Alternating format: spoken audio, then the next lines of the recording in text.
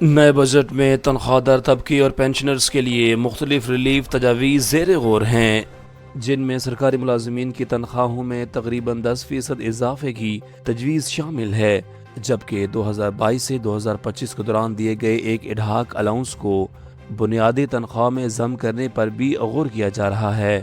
ذرائع کے مطابق ماہانہ 1 سے 2 لاکھ آمدن والے طبقے کے لیے ٹیکس ریلیف اور گریڈ 20 سے 22 کے لیے کنوینئنس الاؤنس میں 50 سے 75% اضافے کی تجویز ہے، جبکہ گریڈ 1 سے 16 کے لیے ڈسپیرٹی الاؤنس بھی زیر غور ہے۔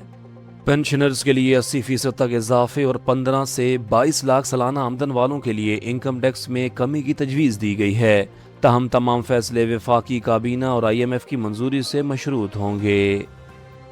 شمالی کوریا کی وزارت خارجہ کے ترجمان نے کہا ہے کہ ان کا ملک کبھی بھی اپنے ایٹمی ہتھیاروں سے دستبردار نہیں ہوگا، اور امریکہ کی قیادت میں کوآڈ اتحاد پر تنقید کرتے ہوئے الزام عائد کیا کہ امریکہ اور اس کے اتحادی خطے میں کشیدگی کو بڑھا رہے ہیں۔ ترجمان نے کہا کہ پیانگ یونگ اپنی دفاعی صلاحیتوں کو مضبوط بنا رہا ہے، جبکہ رواں ماہ کے آغاز میں نئے کلسٹر بم، وار ہیڈ اور الیکٹرو میگنیٹک ہتھیاروں کے تجربات کا بھی اعلان کیا گیا تھا۔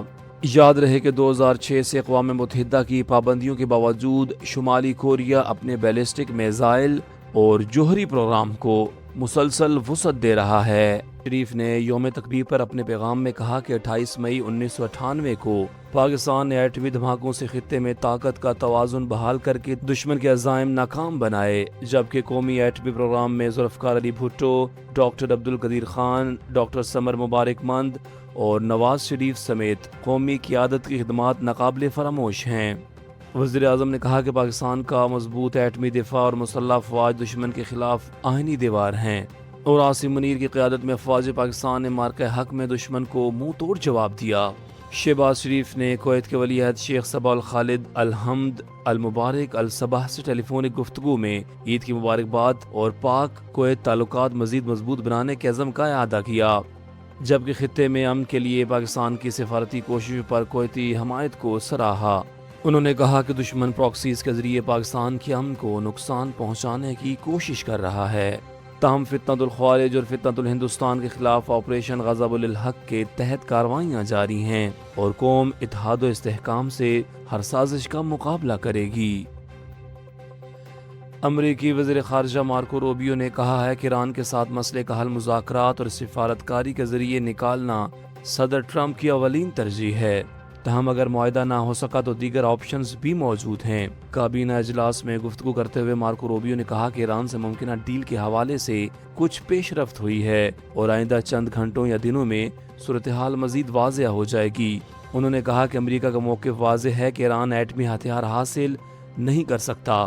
امریکی وزیر خارجہ کا کہنا تھا کہ واشنگٹن مذاکراتی عمل کو کامیاب بنانے کے لیے ہر ممکن موقع دینا چاہتا ہے، اور سفارتی راستے کو ہی ترجیح دی جا رہی ہے۔ امریکہ نے ایک ہفتے میں دوسری بار ایران پر فضائی حملے کرتے ہوئے آبنائے ہرمز میں ایرانی فوجی اہداف کو نشانہ بنایا ہے۔ امریکی حکام کے مطابق کارروائی کا مقصد امریکی افواج اور تجارتی جہازوں کو لاحق خطرات کا خاتمہ تھا۔ امریکی دعوے کے مطابق ایران نے ایک امریکی تجارتی جہاز پر 4 ڈرون فائر کیے تھے، جنہیں مار گرایا۔ دوسری جانب ایرانی میڈیا نے مشرقی علاقوں میں دھماکوں کی آوازیں سنائی دینے اور چند منٹ کے لیے فضائی دفاعی نظام فعال کیے جانے کی تصدیق کی ہے۔